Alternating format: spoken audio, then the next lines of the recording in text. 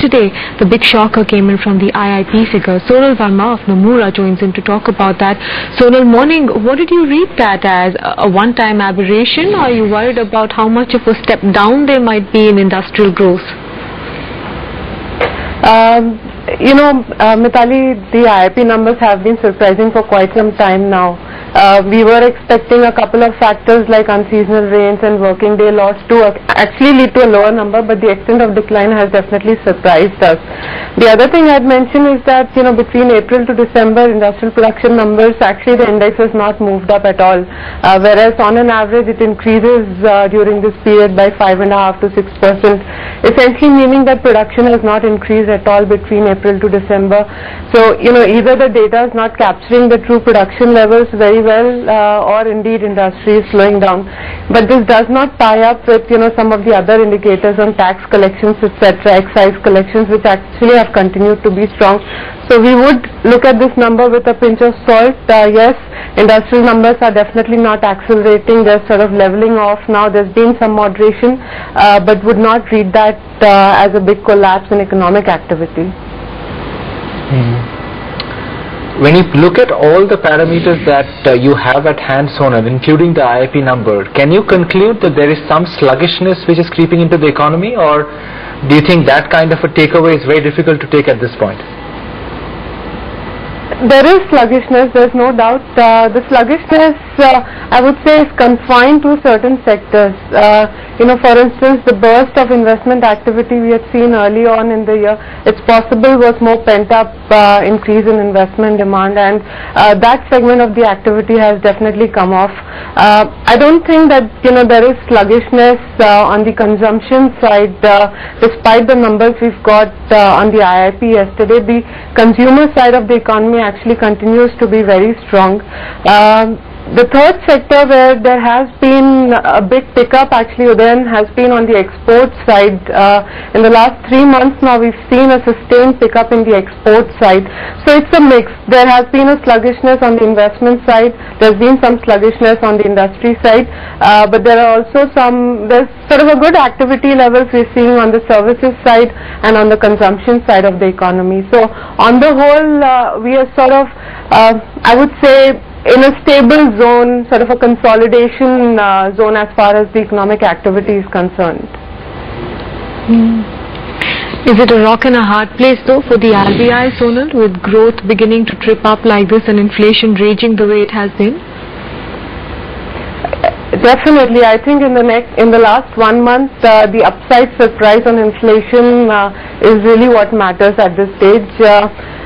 From the RBI's perspective, they have previously clearly stated that, given the volatility in IIP, they would be looking at a host of other indicators to draw conclusions on economy. And, our assessment is that the RBI's conclusion actually would still be that the economy continues to be strong. And therefore, the big focus remains on inflation. Worry is not just, that the increase in food prices we've seen is not confined to articles where there's been a destruction in crops. It's sort of a broad-based increase in food prices which is worrying. Oil prices yet to pick up. So the expectation earlier that inflation would at least come down to maybe 6.5–7%, even that looks risky. So yes, we are definitely, in this 25th Jan policy expecting a hawkish stance from the RBI with a 25 basis point increase on the repo and the reverse repo rate, and of course looking at another 75 basis point rate hikes in the next financial year.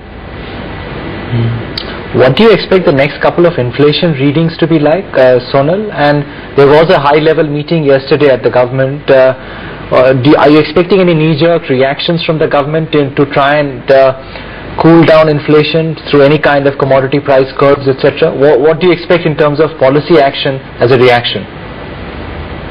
Right. I think, on the inflation readings, Tomorrow we are of course expecting a 8.5% reading for December as compared to a 7.5% in November. And I think in general going forward, the trajectory actually is looking extremely uncertain. It really depends on whether the increase we've seen in vegetable prices in the last 1 month reverses or not. If there is a reversal, we should still see inflation come down to about 7%, at least in February, because there are base effects. But the worry here is that if prices don't come down and we get over the period where even base effects are adverse, then we will not see anything lesser than 7% also going forward. So, our forecast for the next financial year also is that inflation is going to average at 7.5%. So, it's going to remain stubbornly high. Pressure points keep changing, but it's going to remain high. Policy reaction from the government side, really the tools that the government has, would be in terms of, more fiscal and administrative kind of policy measures.